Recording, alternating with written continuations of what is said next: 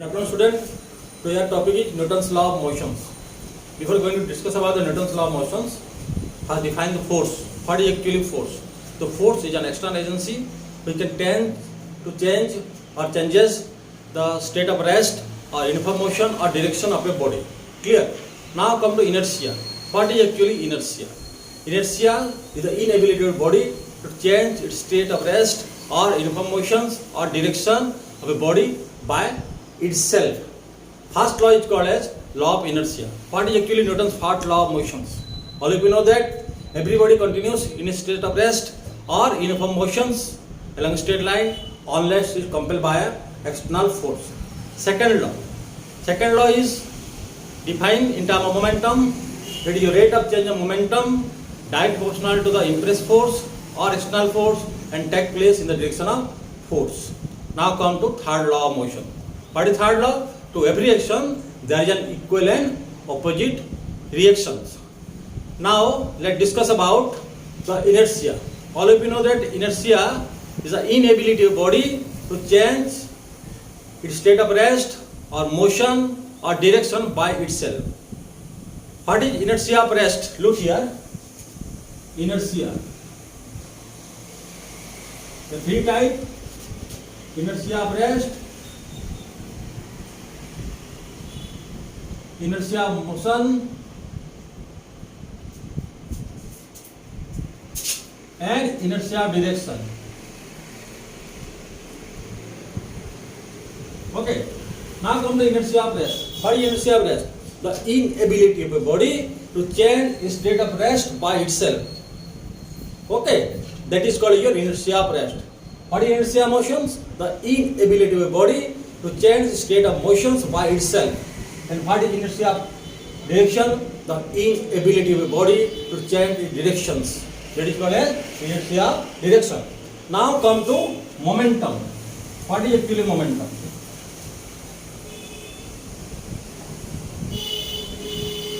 Momentum of a body defined as the amount of motion or the quantity of motion contained in a body. Okay, amount of motion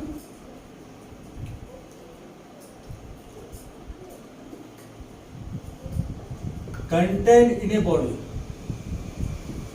The moving body possesses its momentum, like P is equal to M into V. These are vector quantity.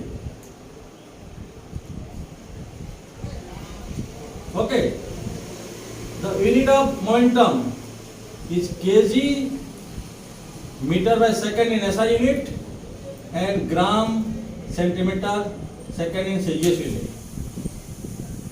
Now dimension of momentum, it is ml v minus 1. Momentum depends upon two factors. One is mass and velocities. Larger the velocity, larger the momentum. Okay. Taking the consideration of momentum, let's define Newton's second law of motions. What is actually Newton's second law of motions? Newton's second law of motion is defined as the rate of change of momentum directly proportional to the impressed force or external force. Second law of motion.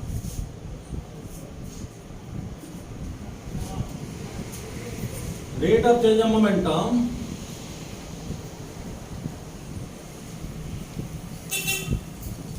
directly proportional to the applied force or external force or impressed force. Okay. Let F be the applied force, external force. dP by dt, the rate of change of momentum. Rate of change of momentum. Okay. According to law, look here. dP by dt proportional to force, applied force, or it is simply like this, dP by dt. All you know that P is equal to M into V.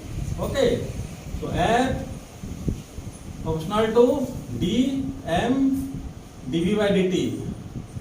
Taking M outside, dV by dt, this give you acceleration.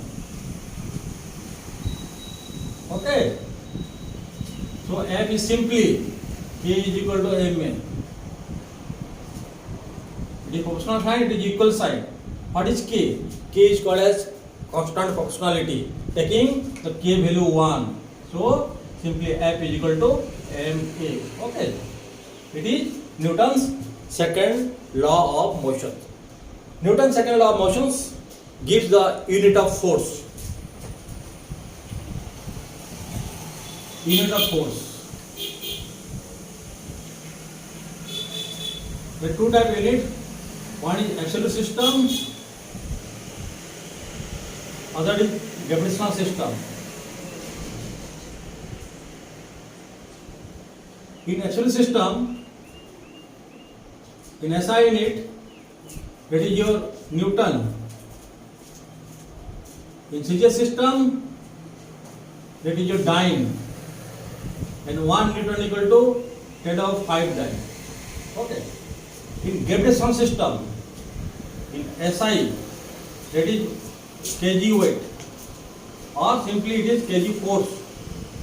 1 kg force or weight is equal to 9.8 Newton. And in CGS, that is gram weight or your gram force. Here, 1 gram force equal to 988 dyne.